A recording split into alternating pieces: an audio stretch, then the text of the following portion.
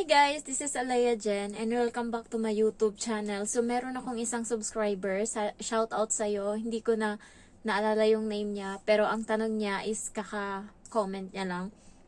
So maganda daw ba magtrabaho dito sa Hong Kong as of now? So as of now, yes, maganda.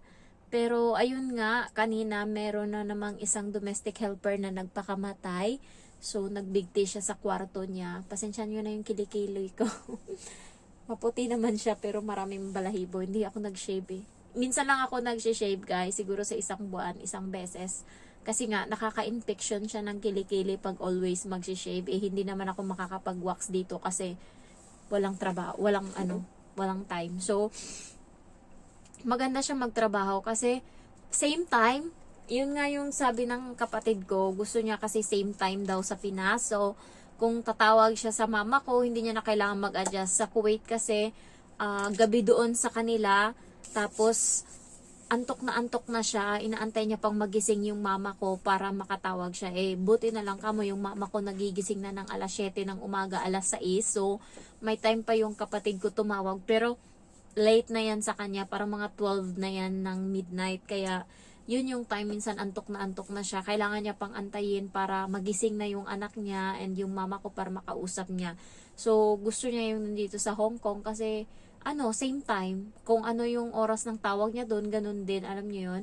And next is, sa sahod naman so far, malaki-laki yung sahod dito sa Hong Kong compare sa ibang country. Pero mas malaki pa rin syempre yung Russia, yung Poland, yung Canada, syempre malaki yan. Yung Turkey ata malaki rin. Turkey eh. Ganyan. So, malaki din. Pero i-compare mo siya sa Middle East, sa Malaysia, Singapore, ano pa ba yung iba na pwedeng mapasukan na dito lang malapit. So, Middle East, Dubai, ano pa ba?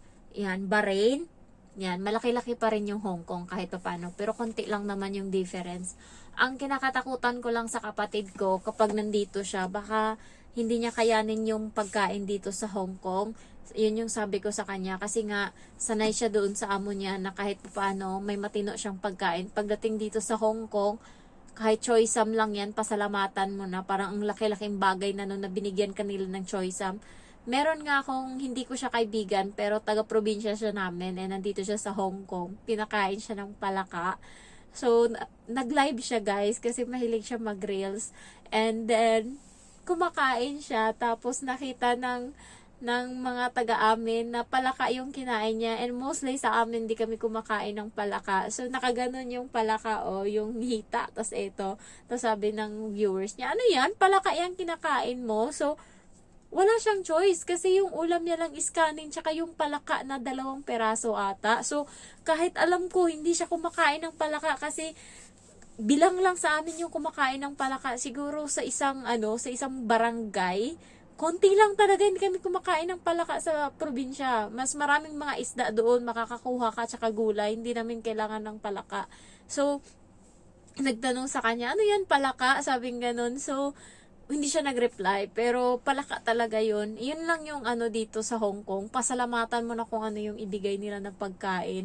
And meron nga akong subscriber na yun nga siya sa akin, nag-open up siya na yung bibigay sa kanya na pagkain is yung mga pinagtusok-tusukan na ng chopstick ng mga amo niya. Kadiri pa daw yung amo niya. Sa CR daw, nagdudura daw sa mga sahig doon. Kadiri, ayoko nang ganun. Buti hindi ganyan dito sa amo ko. Kakalinis niya lang daw, tapos may dura na naman daw sa sahig. So, tapos ini-imagine niya, tapos ayun yung tumutusok-tusok dun sa pagkain, sa chopstick, tapos yung tira, tsaka ibibigay sa kanya. Sabi niya, nasusuka ako dyan, hindi ko kaya, sabi niya. So, ang ginagawa niya is, nagdadala siya ng kanin doon sa kwarto niya. Kinakain niya daw kahit kanin lang. Hindi niya lang daw, hindi niya talaga kayang sikmurain na kainin yung pagkain na Dito naman sa bahay, okay naman, doon lang sa amo, kung doon sa matatanda, nakita ko yung amo kong lalaki, hindi niya kinukuha yung chopstick na nilagay ng matanda na para sa pangkuha ng ulam ba. Kasi yung matanda na 2, yung parents ng amo kong babae tsaka yung amo kong babae, pag kumukuha sila ng pagkain sa mesa,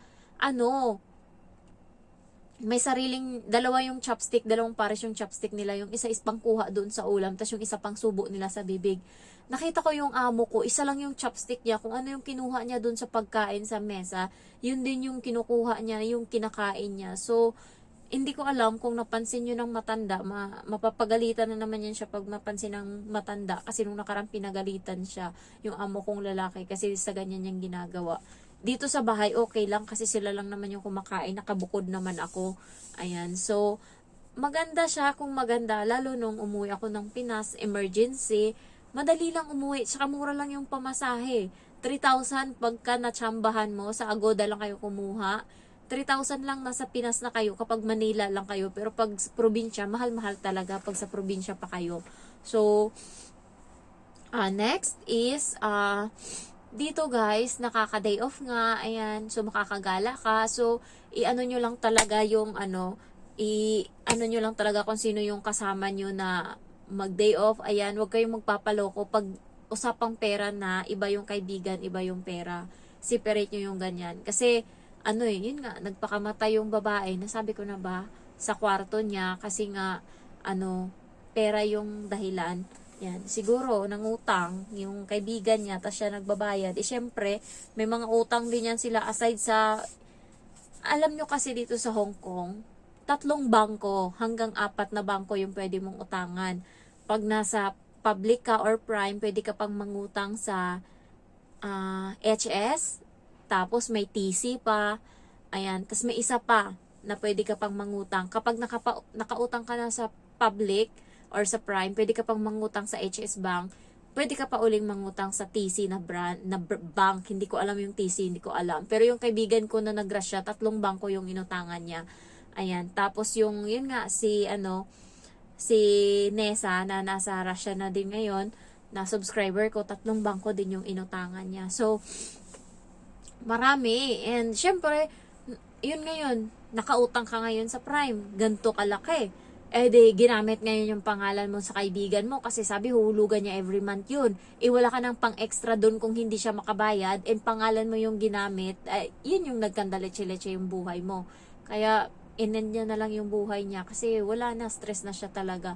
Kapag stress ka na kasi, wala ka ng tulog, tapos naranasan ko yan na-stress ako, wala akong tulog, tapos kahit habang natutulog ako, parang nandun pa din sa utak ko yung nangyayari na kahit tulog ako, gumagana yung utak ko, iniisip yon and wala, ang konti lang ng tulog ko, siguro mga 1 hour lang. So, ma-stress ka talaga and yung mga decision mo sa buhay is magmali-mali talaga. Kaya hanggat maaari, iwasan nyo. Nyo talaga yung safety side nyo ba. So, maganda sa Hong Kong, wag lang kayong magpalamon, wag kayong, alam nyo yun, marami kasing tukso dito, maliban sa pwede kayong mag-bar, pwede kayong mag-boyfriend dito. Ay, isa pang na-terminate yung babae kasi sinama niya sa bahay yung boyfriend niya. Yun, nahuli ng amo niya na nandun sa bahay nila yung boyfriend niya. Kaya, yun, terminate siya. Yun yung nakakatakot. Huwag kayong magdala talaga ng kahit sino sa bahay. Ako minsan, wala akong dinala kasi ayoko and nakakatakot. Yan yung pinaka red flag talaga. Baka mapatay ako ng amo ko pag nalaman na ganyan yung ginawa ko. So, wala. And binabala ko nung nakaraan nang pumunta dito yung boyfriend ko na hindi nga ako uuwi ng isang gabi kasi wala yung amo ko dito nagpunta ng China. So, sabi ko hindi ako uuwi kasi nakakapagod na umuwi araw-araw na aalis ako doon sa sa hotel niya ng 7:30.